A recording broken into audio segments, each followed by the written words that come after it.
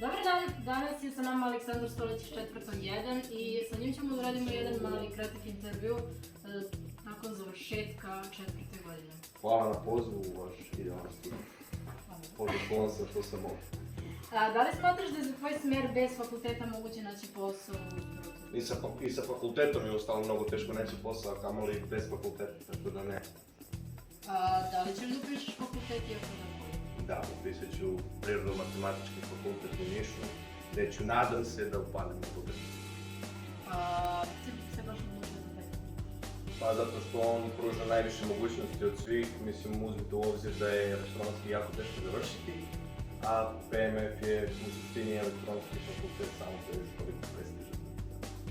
Da li možda mnogo da nam kažeš koji su tvoji dalji planovi u tokom fakulteta?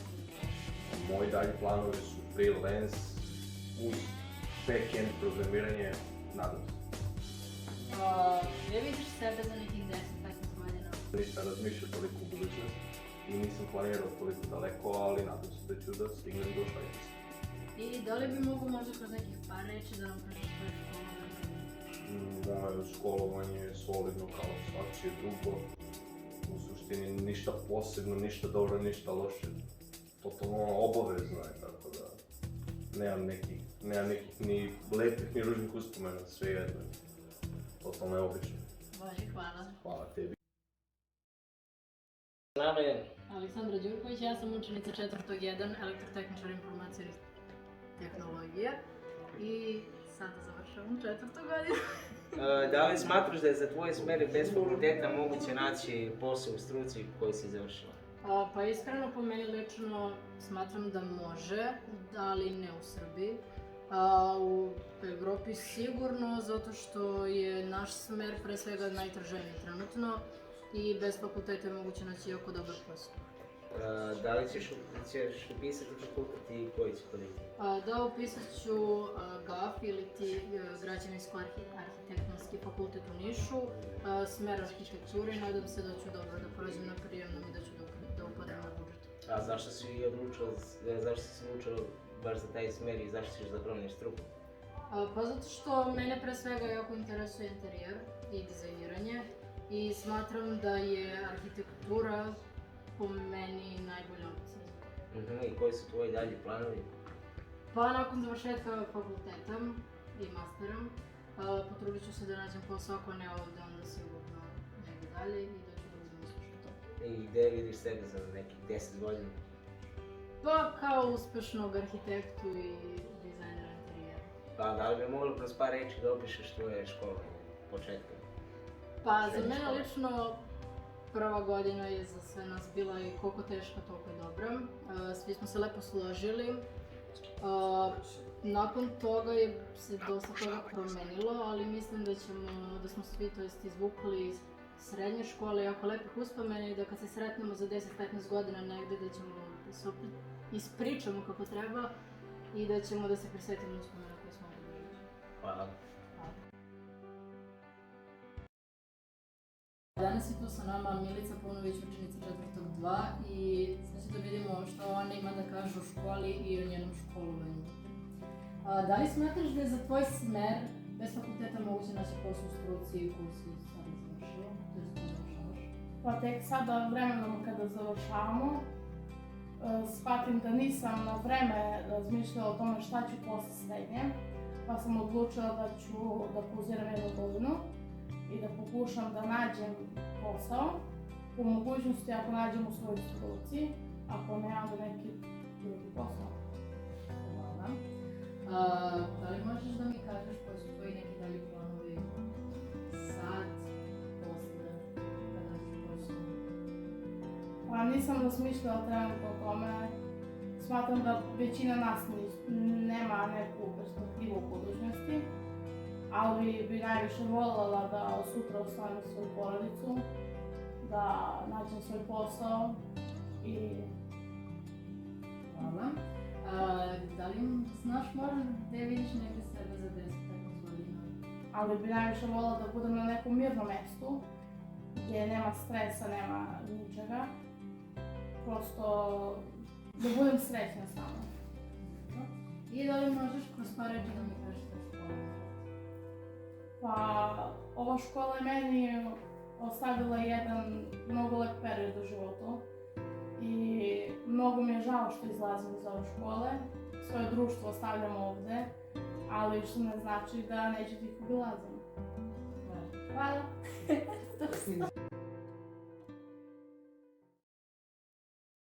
Sa nam je sada Marijan iz 4.2 i sada će on da nam kaže kakvi su njegovi utisci iz škole, ne samo iz 4. godine, već od 1. razreda. Da li smatraš da je za tvoj smer bez fakulteta moguće naći posao u studentskom koji završavaš? Pa mislim da je moguće ako smo dovoljno savladali gradiva i stručnih predmeta koje su nam najvažnija da bi započeli naš posao na tehničkom pregledu ili gde već dovoljno su zaposleni. Dobro.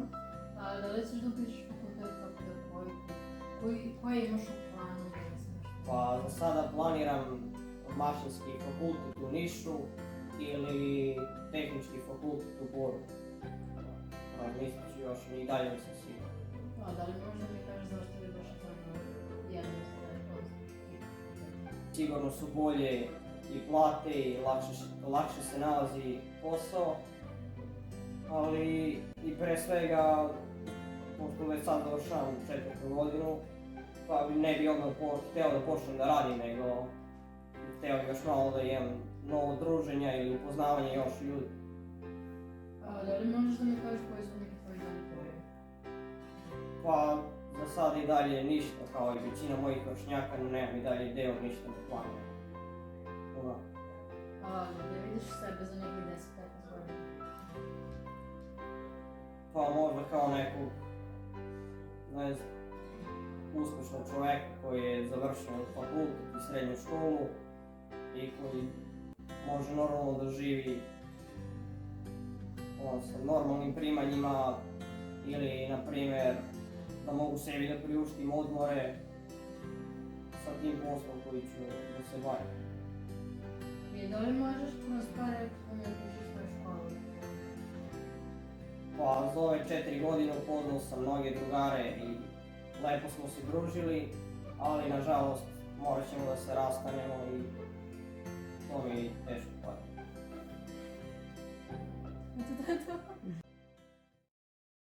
Sa nam je sada Aleksa Čačanović, također učenik 4.2, kao i mene i vas je verovatno interesuje njegovo mišljenje u školi i njegovi dalje planovi. Da li smatraš da je za tvoj smer bez fakulteta moguće naći posao u struci koju sad završavaš?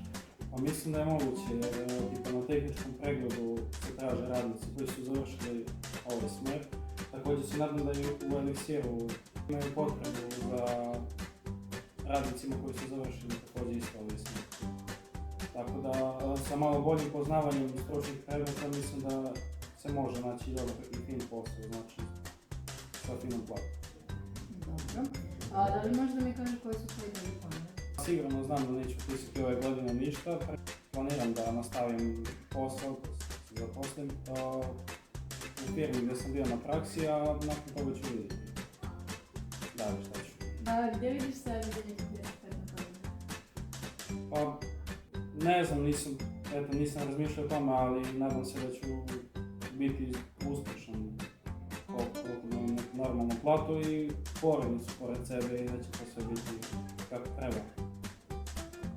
Da li možeš kroz par reći da ćeš na školu? Pa iskreno nisam se ni malo pokazao da sam upisao u školu.